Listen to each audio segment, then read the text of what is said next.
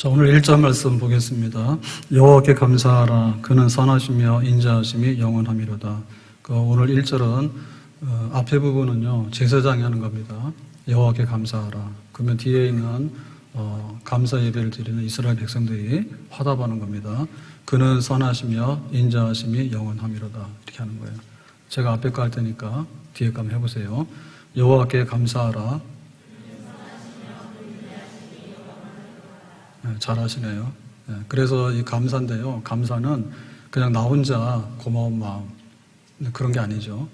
그리고 혼자 감사하는 게 아니라 여럿이 모여서 감사하는데 여럿이 모여서 감사할 때 중구난방으로 하면 안 되잖아요. 그러니까 마치 지휘자. 오늘 우리 찬양대에 찬양을 했는데 6개월 만에 찬양됐으니까 감개무량하시죠. 참 보기는 이상합니다. 마스크를 쓰고. 마스크 벗으려 했는데 다른 교회들 하는 거 보니까 마스크 쓰고 하는 데가 많더라고요. 그래서 일단 마스크 쓰고 해야 되겠다. 그래서 오늘 해보라 했어요. 굉장히 힘드실 거예요. 그래도 하나님이 찬양 받으시는 거니까. 그래서 이 지휘자가 있잖아요. 지휘자가 있으면은 이제 또 합창할 때 사부로 이렇게 합창을 하잖아요. 그러면은 좀 이게 격식도 있고요. 규모도 있죠.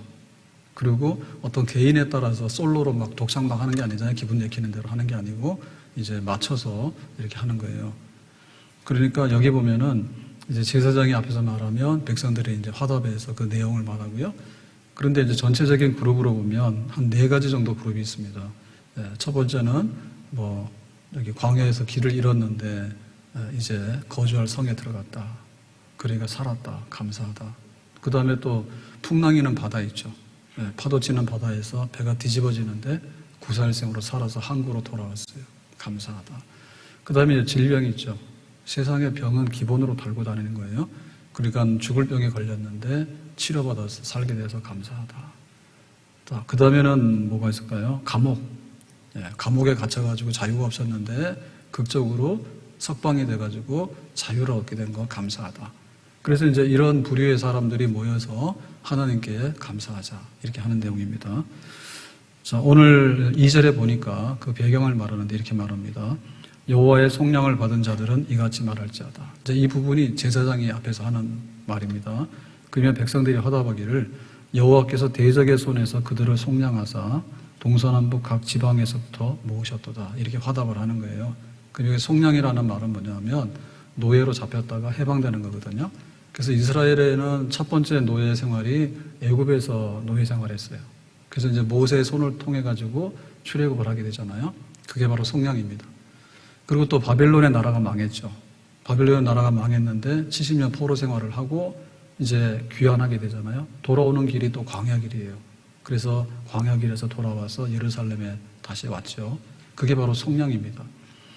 그리고 여기 속량이라는 얘기는 역사적인 배경만 있는 게 아니라 그냥 이렇게 제사드리러 하나님 앞에 구원받은 백성들이 성전에 올라오는 그 모습인데 전국 방방곡곡에서 하던 일손을 멈추고 이제 큰 명절이 되고 절기가 되면 감사절이 되면 예루살렘으로 모이는 거예요. 그래서 하나님께 예배드린 겁니다. 그래서 동서남북 경기도, 충청도, 전라도, 뭐 강원도 할 거 없이 다 모여가지고 병 고쳐서 감사해요. 또 감옥에서 석방돼서 감사해요. 바다에서 구사일생 감사해요. 광야 사막길에서 살아난 거 감사해요. 그래서 하나님 앞에 나와서 감사를 드릴 때 큰 감사가 되고 하나님께서 큰 영광 받으시는 줄로 믿습니다. 자, 그러면 우리는 오늘 2020년도 백주 감사주일이에요.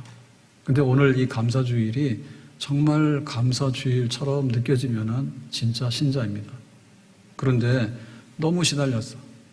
코로나 때문에 시달리고 코로나가 아니라더라도요 굉장히 어려워요. 작년부터 어려웠어요. 그랬는데 코로나 터지는 바람에 완전히 얻어맞았잖아요. 그랬을 때 감사하는 마음이 정말 있을까? 감사절을 우리가 지낼 수 있을까? 이런 생각이 들죠. 첫 번째는 뭐냐면 질병에 대해서 우리는 너무나 많은 병을 지금 그 위험 속에 살고 있잖아요. 병이 안 걸려야 되고 잘못해서 병 걸린 사람은 죽기도 하고 그랬단 말입니다. 두 번째는 이제 경제적인 어려움이잖아요. 자꾸 일터가 줄어드니까 수입이 줄어드니까 굉장히 생활이 어렵다. 그런 고통이 있고 또 세 번째로는 우리가 생활에 활력이 없잖아요. 그래서 지금 제주도 난리래요. 해외 비행기가 못 뜨니까 제주도 가자. 그리고 또 지방에 있는 분들은 서울로 호캉스를 많이 온대. 갈 데가 없잖아요. 그러니까 서울로 가자. 그래서 호텔로 가자 해가지고 우리가 얼마나 이게 제한을 많이 받으니까 자유가 없잖아요.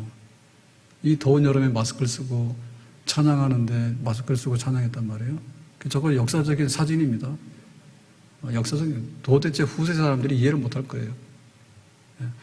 자유가 없어요. 생활의 활력을 잃어버렸어요. 그러니까는 영적으로 침체되고 마음적으로 굉장히 우울해요. 그래가지고는 옛날 같으면 잘 살았을 텐데 너무나 우울해가지고 불행하게 느끼고요. 견디지 못하고 이런 일들이 많이 일어납니다. 근데 반대로 말하면 그러니까 감사절이지. 그러니까 모여가지고 하나님 앞에 우리의 작은 불 하나가 큰 불을 이루잖아요. 그래서 우리가 개인으로 감사할 거를 우리 교회가 전체가 감사하고 또 모든 사람들이 모여서 감사하고. 감사를 안 하니까 제사장이 앞에 서가지고 여호와께 감사하라. 그러면은 선하시고 인자하심이 영원함이로다. 그렇게 찬송을 하면서 자기 속에 숨어있던, 이렇게 눌려있던 감사를 펴내고 그렇게 하나님 앞에 나가는 오늘 주일이 되는 줄로 믿습니다. 그래서 옛날이면 느끼지 못했던 것 중에 우리가 느끼는 건 뭐냐면 일상생활의 소중함이죠. 누구나 말하는 거예요. 항상 해가 뜨는 건 아닙니다. 항상 해가 뜨는 건 아닙니다. 언젠가 해가 안 뜨는 날이 옵니다. 해는 뜨지만 내가 눈 못 뜨는 날이 옵니다. 그래서 일상생활, 학교 가고 직장 가고 주일 되면 교회 오고 일상생활이 얼마나 행복했던가를 2020년도 코로나가 아니었으면은 우리는 인정 못할 거예요. 근데 이번에 그걸 깨닫게 됐어요. 두 번째 뭐냐면 인간이 별 볼 일 없다. 트럼프 대통령이 뭐라 하지만은 미국은 지금 코로나 바이러스 통제가 안 돼. 자존심 무척 상하는 거예요. 그리고 지금 우리가 가지고 있는 문명이 얼마나 굉장히 발달했습니까? 병원에서도 못 고치는 병 빼놓고는 다 고치죠. 근데 뭐 바이러스가 감염됐다 그러면 병원은 막 폐쇄시켜버리고 우리가 할 수 있는 게 별로 없어요. 그러니까 인간이 하고 있던 그 자랑 중에 내놓고 자랑할 수 있는 게 별로 없어. 비행기를 탈 수 있어. 그태에서 손잡고 악수를 할 수 있어. 못해요, 지금은. 그러니까 인간이 별 볼 일이 없더라. 예상도 못했고 치료제도 마음대로 만들지 못하고 그런 상황 속에 있는 것. 그러니까 우리가 그런 깨닫게 되는 게 얼마나 큰 감사인지 모르죠. 그래서 우리가 이 코로나로 인해 가지고 이때도 하나님을 인정하지 못하고 인간은 별거 안 하니까 하나님은 크신 분이네. 그걸 인정하지 못하면 그 사람은 죽었다 깨어나도 못할 사람이에요. 지금 회개하지 못하면요 정말 회개하지 못해요. 풀의 꽃과 같이 시든다 했잖아요. 지금 그걸 인정하지 못하면요 이거 영영 희망이 없는 거예요. 지금은 어찌 보면 하나님께서 말세에 휘어져 추수할 곡식이 많다. 그러니까 하나님께서 백성들을 부르실 때 깨닫지 못할까 봐 마지막으로 부르시는 그런 은혜의 선물도 이 안에는 들어있는 줄로 믿습니다. 그리고 성전에 출입하는 것이 얼마나 귀중한지 알았죠. 네? 찬양대를 누가 마스크 쓰고 찬양한다는 생각을 누가 했을까? 우리 처음에는 예배가 폐쇄됐었어요. 그러다가 이제 제한적으로 조금 오자 해가지고 이제는 마스크 쓰고라도 오자라고 하고 있는데 성전에 밤낮으로 출입하고 와서 예배드리고 마음껏 찬송하고 기도하다 보면 침도 튀기고 셀 식구들하고 만나면 손도 잡고 그것도 모자라면 막 포옹도 하고 그것도 모자라면 만나올 내려가서 밥도 먹고 밥 먹고 나면 그냥 안 이어지잖아요. 기어이 커피를 마시잖아요.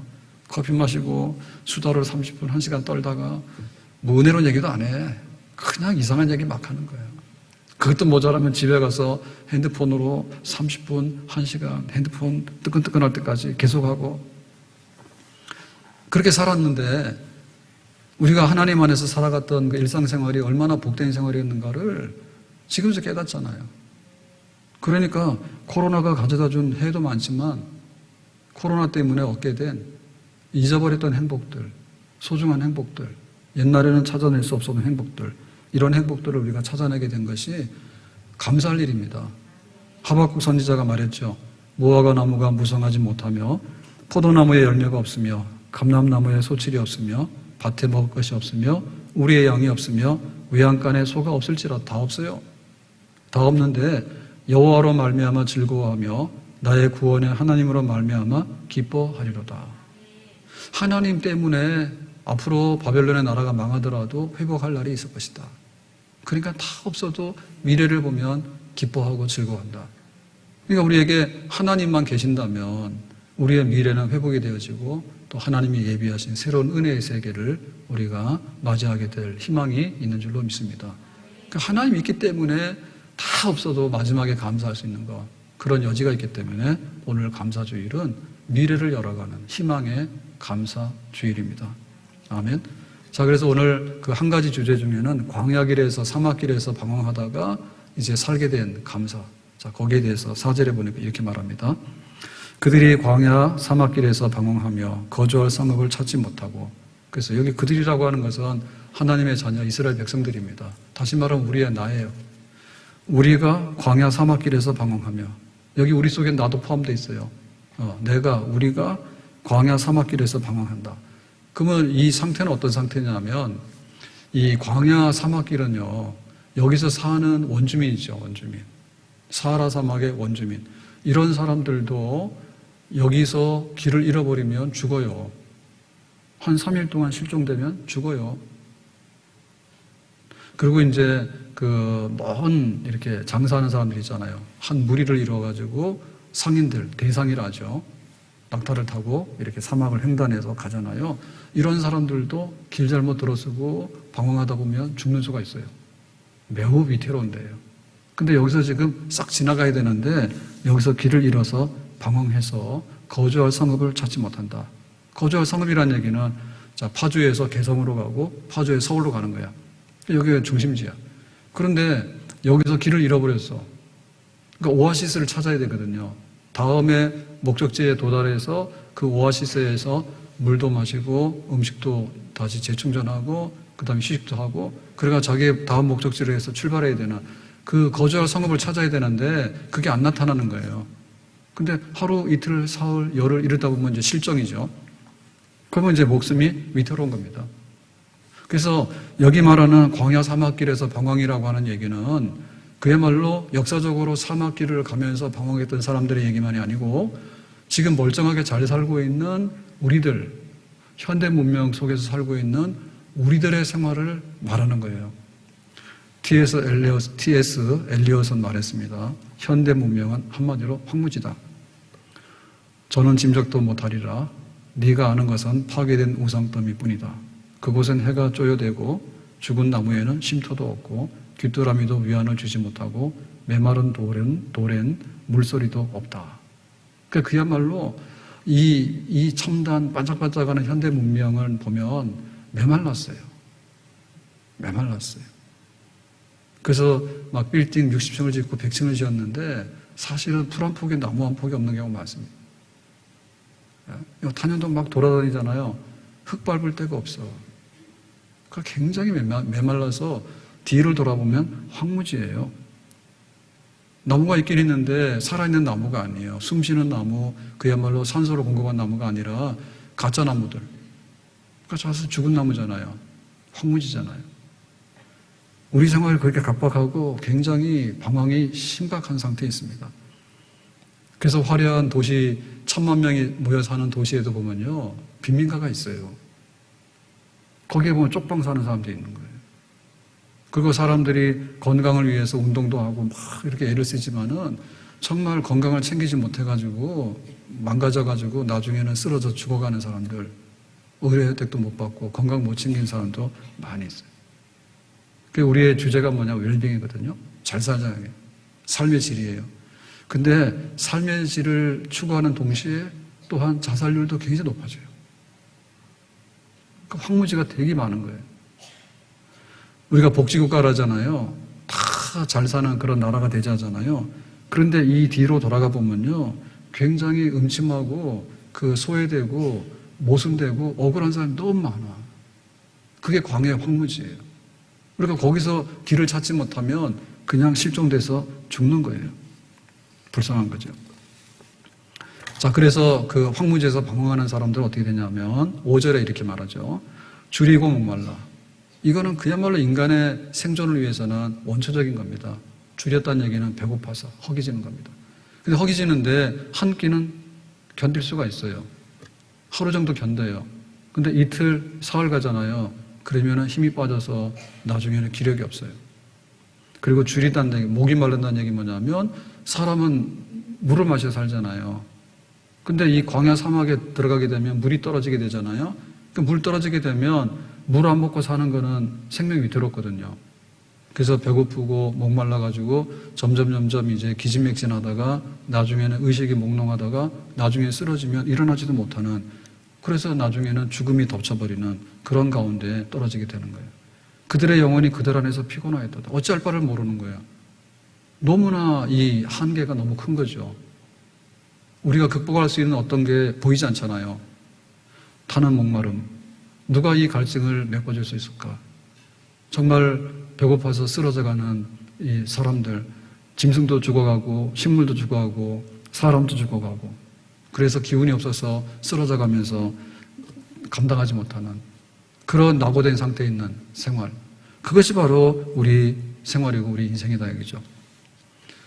우리가 돌아보면 이런 생활을 우리는 지금까지 해왔고요. 앞으로 살아가면서도 인생의 광야길, 사막길을 헤매고 다니는 그런 생활을 우리가 할 수밖에 없는 거예요. 그것이 바로 우리 현실인 거예요. 우리는 이 코로나 같은 걸 통해서 이번에 많이 학습을 한 거예요. 근데 우리 이전의 사람들 보면 나라가 없을 때 서름 받는 거 얼마나 큰지 모르죠. 전쟁이 났을 때 가족이 뿔뿔이 흩어져 가지고 죽기도 하고 이산가족이 되기도 하고 고아가 되기도 하고 뭐 말로도 할 수 없이 뒤죽박죽이 돼버려서 그 광야길에서 정말 당하는 그 고통, 그런 걸 우리가 겪으면서 살아왔거든요. 그럼 어떻게 되느냐? 답이 있죠. 6절에 이렇게 말합니다. 이에 그들이 근심 중에 여호와께 부르짖으며, 이해라고 하는 것은 이런 상황 속에서 할 수 있는 게 뭐냐 그죠? 결말적인 얘기죠. 그들이 근심 중에 여호와께 부르짖으며 그들의 고통에서 건지시고, 여기 보면 근심과 고통이 나오는데 고통이나 근심이나 고통이나 이거는 뭐냐면 죽진 않았지만 죽음에 이르는 그런 심각한 위기 상황이죠. 거기서 한 가지 할 수 있는 건 뭐냐면 여호와께 부르짖으며. 아멘. 여호와께 부르짖는 것밖에는 살 길이 없어요.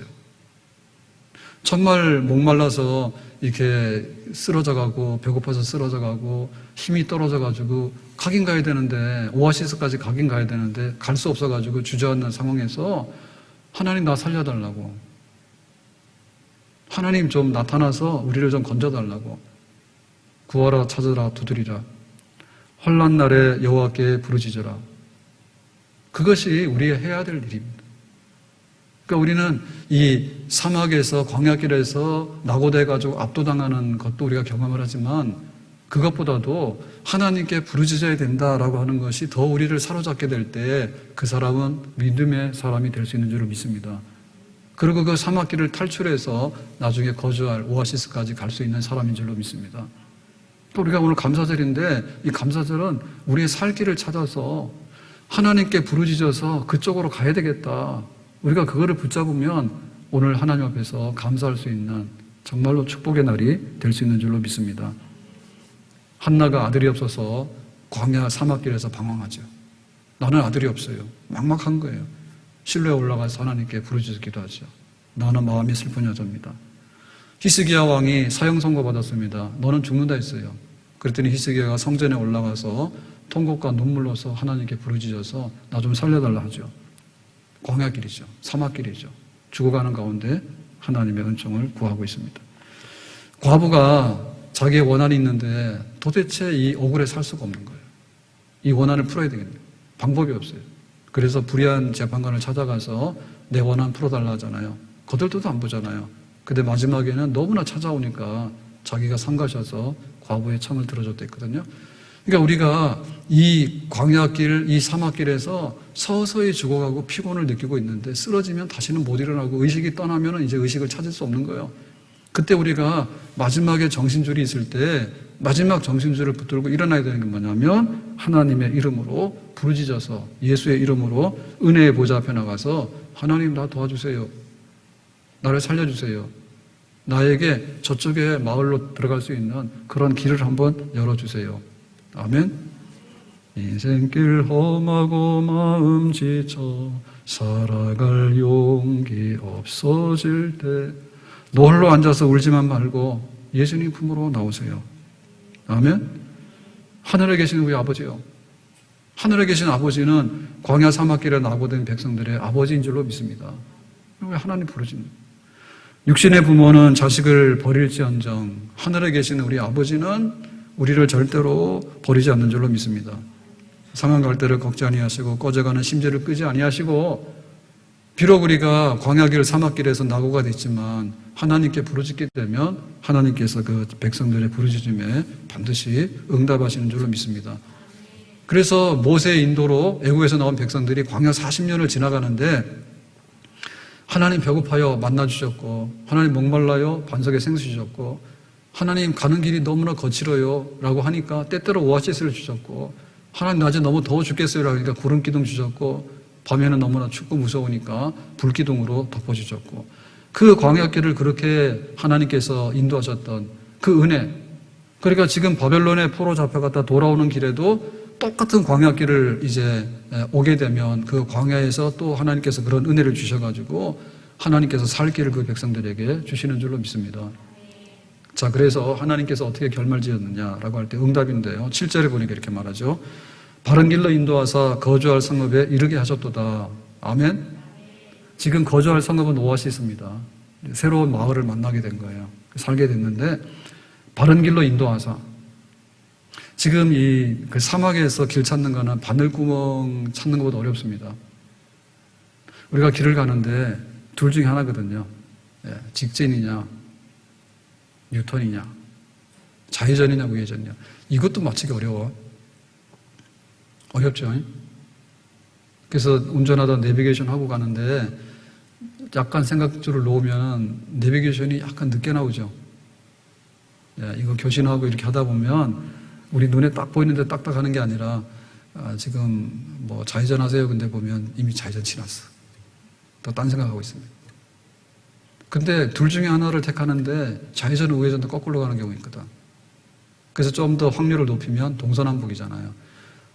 넷 중에 하나를 택하는 이거 더 어렵죠. 동서남북 중에 어디로 가야 될까? 했더니 탄현동 왔잖아.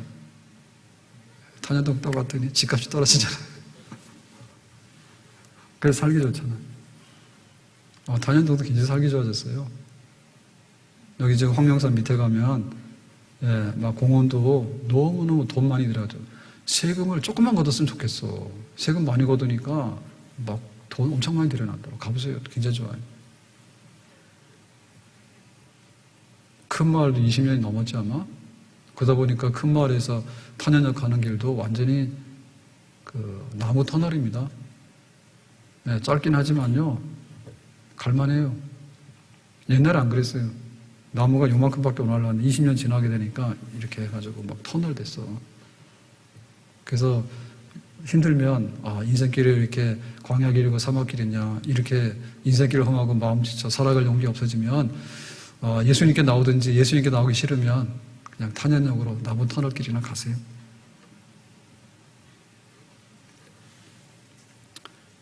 그 바른 길인데 바른 길 가기가 얼마나 어려운지 모르죠. 사막이 어디 길이 있냐고, 동서남북이 어디 있으며 길 안내판이 어디 있으면 내비게이션이 어디 있냐고. 없다니까요. 길이 있다가도 바람 불면 길이 없어지게 되고 그 길을 찾기가 얼마나, 우리가 이론으로 말하면 여기 있으면 360도잖아요.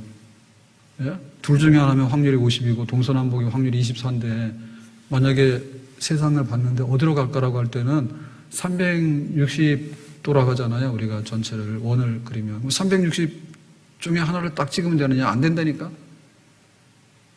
왜냐하면 이걸 확대시켜 보세요. 확대시켜 보면요, 우리 시야에 들어올 때는 360도예요. 근데 이거를 넓혀서 경기도로 보거나 아니면은 그 우리나라 전체로 보면요, 우리나라 전체인데 어딜 가냐고. 360분의 1이 아니라 사실 확률이 없어. 사막길은 그런 길인 거예요. 근데 하나님께 부르짖었더니 그 길로 인도하시더라. 그래서 마침내 오아시스를 만나게 된 겁니다. 아멘. 우리의 인생길이 한 번에 가는 게 아니에요. 우리가 여기서 여기 가는데 직선 거리를 그냥 뚜벅뚜벅 가다 보면 가는 길이 아니라니까. 거기에 오르막이 있고 언덕이 있는데요, 아리랑 고개가 99이라니까. 근데 고개 하나가 넘어가기 너무 어려워. 지금 여기 사막길을 가는데 여기서 한 번에 저기를 이렇게 고속도로로 갈 수 있는데 요즘 뭐 사막 고속도로도 만들겠죠. 근데 그런 거 없단 말입니다. 그러니까 마을과 마을을 거쳐서 이렇게 가야 되는데 한 포인트 한 포인트를 갈 때마다 이제 조금씩 가는 거죠. 그렇게 가는 거예요. 서울에서 평양 가려면 어떻게 했냐면 옛날에 파주가 굉장히 중요한 데입니다. 그래서 용밀이 저기가 공동묘지가 됐는데 사실 옛날에 보면 교통의 요지죠. 파주나 용밀이. 그래가지고 이제 임진강을 넘어가면 개성으로 가서 개성에서 가면 뭐 안 가봐서 몰라요 저도. 근데 이렇게 간단 말이에요. 구파발 그러면 막 말들이 떠나는 출발지가 있으면은 천안산거리 가서 간 다음에 뭐 나중에 삼천포로만 안 가면 되지. 간단 말이에요. 그래서 우리가 가면서 때때로 하나님께서 사람이 거주할 수 있는 성읍을 만나게 해주셔야지 우리가 사는 거예요. 그래서 우리가 한 번에 되는 게 아니라 결혼했어요. 근데 지금은 뭐냐면 이제 아이를 낳아야 되는데 애 놓을 생각을 잘 못해요. 현실적으로. 근데 옛날 사람들은 애를 5도 놓고 10도 낳았어. 왜 그랬을까? 아마도 오아시스를 자주 봤던 것 같아. 그래서 애 놓을 때는 죽는다고 고생을 하지만 돌진하고 좀 있으면은 큰 언니 오빠들이 동생들 다 돌보고 그래서 또 좀 잊어버리면 그래 또 하나 생기고. 근데 지금 뭐예요? 지금은 그런 거주할 성읍 오아시스를 잘 못 만나는 것 같아. 그래서 위로가 없어. 하나 낳아서 키워봤더니 힘만 들고 하나 낳은 자식도 가출해버리고 나중에 부모한테 힘들게 하더라. 놀 필요 없다. 그런 학습이 너무 많이 된 거야 지금은. 옛날에는 그러잖아요. 자기 먹고 살 거나 타고난다고. 지금 어떻습니까? 계산기 두드려 봤잖아요. 그러니까 대학까지 졸업시키려니까 5억 들고 유학시키려니까 10억이 넘잖아. 그러니까 뭐예요? 아예 안 해버리지. 그러니까 지금이 황무지 생활하니까. 이 현대 문명이 황무지예요. 너무나 많은 것을 알고 예측을 하고 이러다 보니까 가봐야 황무지고 사막길인데 뭐하러 가냐. 안 가는, 결혼도 안 하는. 결혼하게 되면 항상 좋은 건 아닌 거 아시죠? 그죠? 그런데 항상 또 나쁜 건 아니잖아요. 뭐 좋은 날이 있으면 나쁜 날도 있고. 그래서 뭐 부부싸움은 뭐 칼로 물베기를 한다 해가지고 알면서도 그거 하잖아요. 근데 지금 뭐예요?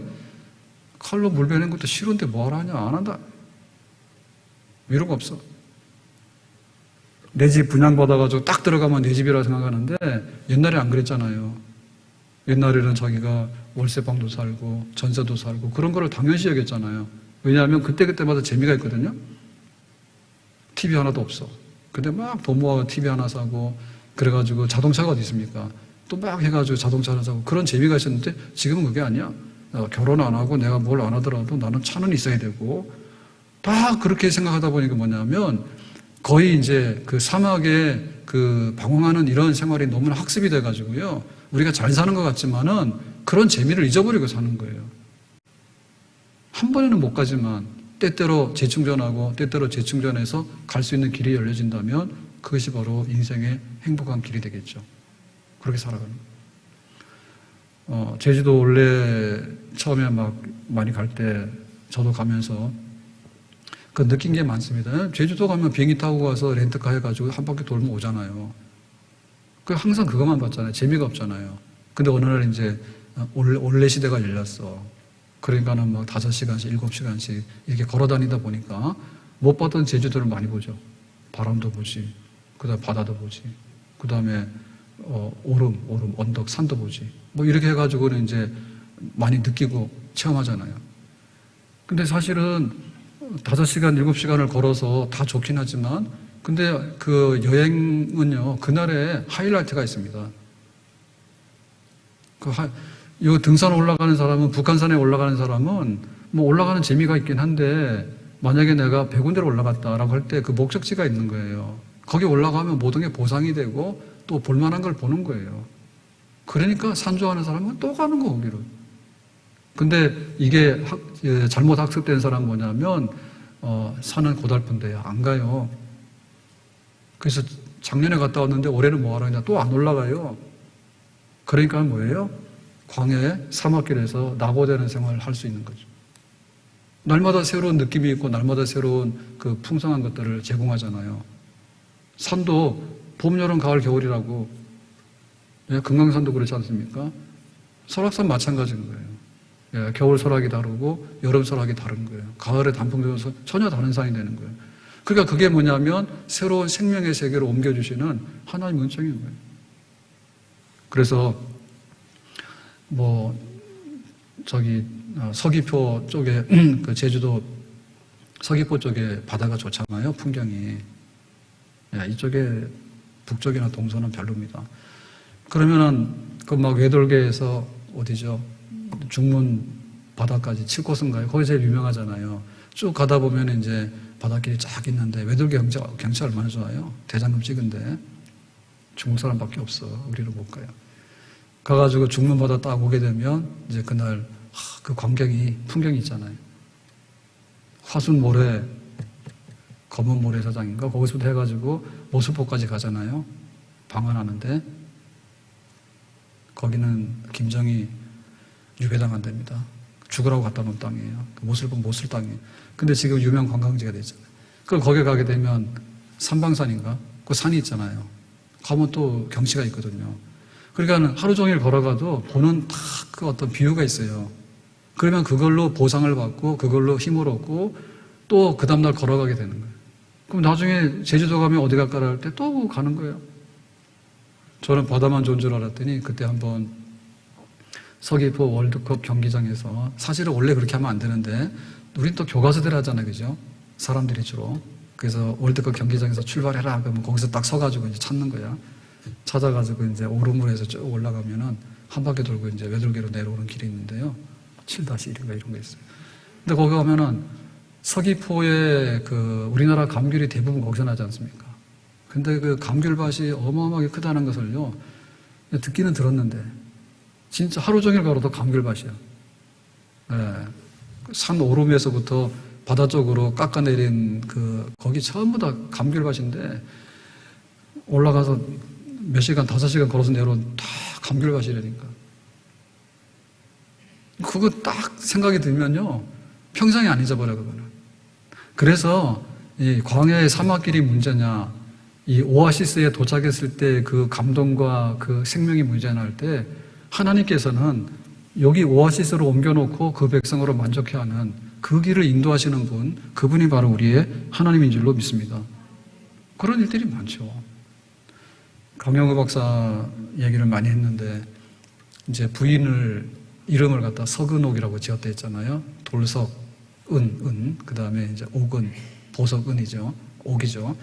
그랬을 때 장애인으로 시각장애인이 돼가지고 그 친구들 고등학교 갈 때 자기가 이제 점자를 배우기 시작했으니까 나중에 사고로 시력을 잃었잖아요. 그러니까 이제 서계시대죠. 얼마나 가난하고 멸시받고 흑암한 가운데 힘들겠어요. 근데 은혜시대는 뭐냐면 유학 가서 공부해서 미국에 자리를 잡았잖아요. 박사 학위도 따고. 그렇게 해서 이제 자립 기반 얻은 게 이제 은혜시대예요. 거기까지 가기 힘들었어. 가는 길이 얼마나 힘들까요? 그런데 이제 은혜시대가 끝나고 오계시대가 왔잖아. 그래서 자기가 나중에 뭐 차관보도 하고 또 간증도 얼마나 많이 했습니까? 빛은 내 가슴에 그래가지고 간증도 많이 하고. 그래서 영적으로 그야말로 전도자의 삶을 살았잖아요. 그러니까 빛나는 오계시대를 살게 된 거죠. 그래서 우리도 하나님께 은혜 받아서 정말 아주 여기 나보다 죽을 사람인데 오아시스에 도착해가지고 재충전해가지고 우리가 목적했던 그 목적까지 도달할 수 있다면 그 하나님의 인도가 축복이잖아요. 우리 인생길이 그런 거예요. 그래서 지금 여기에 우리가 있다는 얘기는 그만큼 하나님께서 때때로 오아시스에 도착했고 또 새로운 오아시스를 향해서 가기 때문에 우리의 인생의 이 광야길이 지금도 진행이 되고 있는 줄로 믿습니다. 만약에 하나님께서 그냥 놔둬라 그랬으면 그 사람 거기 실종인 거예요. 뭐 질병으로 실종될 수도 있고 거기서 못 먹어 실종될 수도 있고 목말라서 실종될 수도 있고 헤어날 수가 없는 거예요. 근데 우리의 가는 길 구석구석에 하나님께서 때로는 천사를 보내시고 때로는 길을 열어주셔가지고 갈 바를 모르는데 길을 열어주셔가지고 우리가 그만큼 디딤돌을 해가지고 또 앞으로 나가고 이렇게 하나님께서 우리의 삶을 천국 가는 그날까지 친히 인도하시고 보호하시고 견인하시는 줄로 믿습니다. 자, 그래서 8절에서 이렇게 말하는 거죠. 여호와의 인자하심과 인생에게 행하신 기적으로 말미암아 이것 때문에 그를 찬송할지어다. 광야에서 낙오돼가지고 한번 헤매봐라. 그런데 하나님께서 이렇게 생명이 있고 풍요가 있는 마을에 도착하게 한 그거를 경험한 사람이면 하나님은 인자하시다. 하나님은 사랑이 많으시다. 하나님께서 우리에게 기적을 행하셨다. 이 고백과 찬송이 나오겠죠. 아멘? 만약에 하나님 냉정하셨다, 외면하셨다 그러면 없는 거죠. 하나님이 기적을 행하지 않았으면, 바른 길을 찾지 못했으면 헤어날 길이 없잖아요. 여기까지 인도하신, 지금까지 지내온 것 주의 크신 은혜라. 다 같이 합시다. 한이 없는 주의 사랑 어찌 이루마라. 자나깨나 주의 손이 항상 살펴주시고 모든 일을 주 안에서 형통하게 하시네. 찬양하는데, 자 9절에 보니까 이렇게 찬양의 내용이 겁니다. 그가 사모하는 영혼에게 만족을 주시며 줄인 영혼에게 좋은 것으로 채워주심이로다. 아멘. 배고팠는데 먹을 양식을 주셨어. 오아시스에 도착해서. 목말랐는데 흡족하게 생수를 공급해 주셨어. 그래서 갈증을 해소했어. 그 거친 길에서 너무나 발이 부르트고 상처가 나고 피곤해가지고 도대체 움직일 수가 없었는데 이제는 편하게 쉬면서 체력을 회복하고 기력을 회복하고 마음을 회복해가지고 이제 즐거운 노래를 부르며 찬송하게 되었어. 하나님께서 이렇게 우리를 만족하게 해주셨다. 아멘. 하나님께서 우리에게 없는 가운데도 있게 해주셨기 때문에 지금 여기에 있는 것입니다. 지금 우리는 이 새로운 환경 속에서 굉장히 당황스럽고 어려운 시대를 살고 있어요. 그렇지만 과거를 돌이켜보면요, 역사는 멈춘 적이 없어요. 정말 전쟁의 시대가 있었어요. 세계대전이 일어나가지고 수백만의 사람이 죽기도 하고, 우리가 한 민족이지만 남과 북이 동난이 일어나가지고 싸워서 피 흘리기도 하고, 그리고 보릿고개가 와가지고 직장이 어디 있습니까? 우리는 지금 바이러스를 조심이나 하자지만 옛날에는 바이러스가 뭔지도 몰랐어. 그래서 막 콜로라가 돌고 뭐 전염병이 돌고 천연두가 돌면 속절없이 얼마나 많은 사람 죽어갈지 모른다고요, 과거에.